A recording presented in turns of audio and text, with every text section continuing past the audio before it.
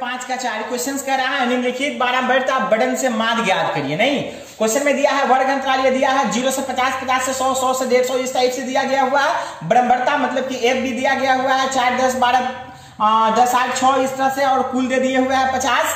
तो चलिए ये क्वेश्चन नंबर जो 5 से जो स्टार्ट है, तो 5 से जो स्टार्ट है वहां से हमें जो बनाना है वह पद विचलन रीति पे आधारित ये प्रश्न दिया गया हुआ है। तो इसको हम लोग पद विचलन रीति से ही देखते हैं। वैसे किसी भी विधि पे आप बना सकते हैं, कोई दिक्कत नहीं है।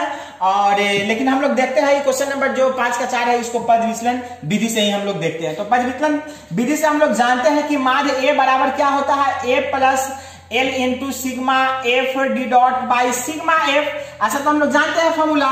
तो हमें इसमें जरूरत क्या क्या चीज की है, तो ए का कल्पित माध्य। तो कल्पित माध्य हम लोग वर्ग चीज से चुनते हैं। तो वर्ग चीज के लिए हम लोग क्या किए कि यहाँ पे एक ले लिए, लाइन ले लिए, और हमें चाहिए एफ। तो एफ तो क्वेश्चंस में दिया गया हुआ है, फिर चाहिए डी डॉट। तो डी डॉट बराबर जो हमारा फॉर्मूला होता है डी बाई एल होता है। तो इसको डी डॉट निकालने के लिए हमको डी की जरूरत है। तो डी के लिए एक लाइन हम यहाँ पे ले लिए, और डी बराबर फॉर्मूला एक्स माइनस ए होता है। अब चलिए, और एल हम यहां से निकाल लेंगे क्योंकि वर्ग अंतराल की बीच की वो लंबाई होता है एल, जिसकी लंबाई हमें क्या है 50 की लंबाई है। तो एल हमारा हो जाएगा 50। तो हमें एल यहां से ज्ञात हो जाएगा।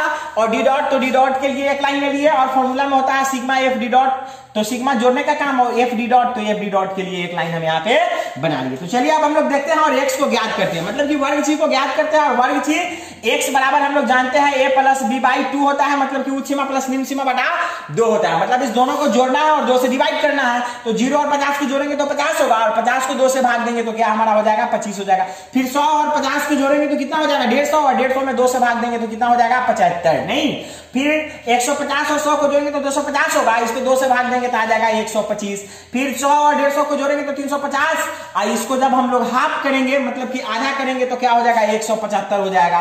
फिर 250 और 200 को जोड़ेंगे तो आ जाएगा 450, इसको हाफ करेंगे तो 225 हो जाएगा, 225 हो गया। अब फिर जो है कि 300 और 250 को जोड़ेंगे तो 550 हुआ, 550 को जब हम लोग आधा करेंगे तो क्या हो जाएगा 275 हो जाएगा, 275 हो गया। चलिए यहाँ पे ये चीज आ गया। तो अब हम लोग देख लेते हैं इसको करना क्या है। इसको पहले हटा देते हैं। अब चलिए, अब हमें डी ज्ञात करना है। तो डी के लिए x माइनस ए, तो पहले ए चुनना है। तो ए कल्पित माध्य हम लोग किसी भी कल्पना करके जो अच्छा होता है उसको हम लोग लेते हैं। तो ज्यादा आसान किस वैल्यू को लेने पे होता है, तो बीच के इर्द गिर्द हो या बीच वाला हो वो ज्यादा आसान होता है हम लोग के लिए।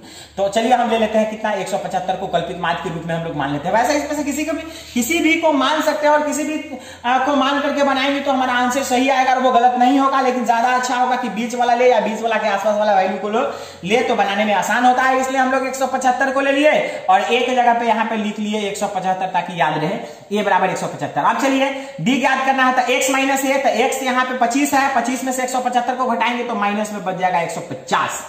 अब 75 में से 175 को घटाएंगे तो माइनस में बच जाएगा 100। 125 में से 175 को घटाएंगे तो माइनस में बच जाएगा 50।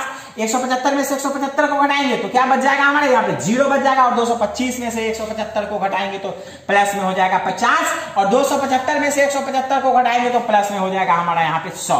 चलिए डी डॉट ज्ञात करते हैं। तो डी डॉट बराबर डी बाई एल। तो डी यहाँ पे ज्ञात किए 150, 150 इस टाइप से, और एल कितना है, एल मतलब कि वर्ग अंतराल के बीच की लंबाई वो 50 है। तो इस सब में 50 से भाग देंगे तो 150 में 50 से भाग देंगे तो माइनस में 3, 100 में 50 से भाग देंगे तो माइनस में 2, माइनस 50 में 50 से भाग देंगे तो माइनस में 1, 0 में 50 से भाग देंगे 0, 50 में 50 से भाग देंगे 1, 100 में 50 से भाग देंगे कितना आ जाएगा हमारा 2।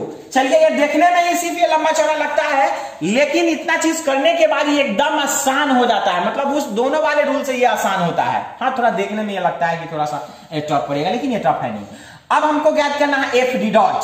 चलिए एफ डी डॉट, तो एफ का लाइन हमारा यहाँ है, डी डॉट यहाँ, देखिए ये एफ वाला लाइन यहाँ है और डी डॉट वाला यहाँ पे है। तो हमको क्या करना है, गुना कर लेना है। इसमें कुछ नहीं है। 4 में -3 से गुना करेंगे तो -12 हो जाएगा। 10 में -2 से करेंगे तो -20 हो जाएगा। मतलब ये -20 लिखा हुआ है, थोड़ा सा ध्यान दीजिए। और ये 12 में -1 से गुना करेंगे तो माइनस में 12 हो जाएगा। 10 में 0 से करेंगे 0 हो जाएगा। 8 में 1 से करेंगे 8 हो जाएगा। 6 में 2 से करेंगे 12 हो जाएगा। बस अब देखिए यहाँ पे करना क्या है, इसमें कुछ नहीं है।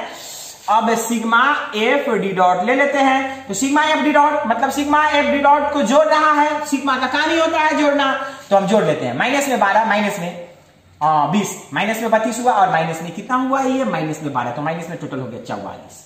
माइनस में हो गया 44 और प्लस में कितना हुआ 12 8 20, ये गया तो कितना बचा माइनस में 24 बचा।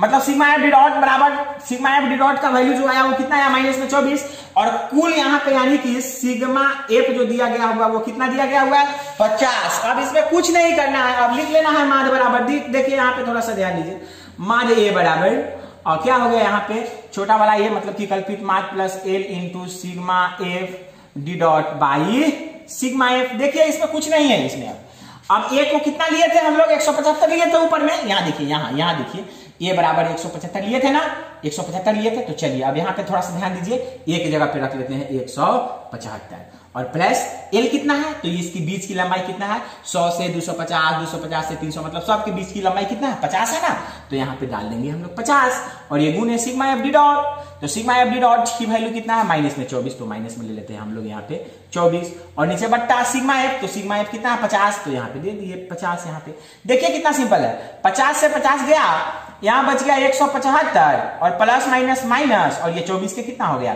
24। अब देखिए 175 में से 24 जाएगा, बच जाएगा कितना 151, यही हो गया हमारा आंसर। इसमें कुछ है, इसमें कुछ नहीं है। उम्मीद है आप लोगों को समझ में आया होगा और समझ में नहीं आया तो समझने की कोशिश करिए, फिर से वीडियो को देखिए और समझ करके ही इसको छोड़िए। और चलिए अगला क्वेश्चन देखने के लिए मेरे साथ बने रहिए आप लोग।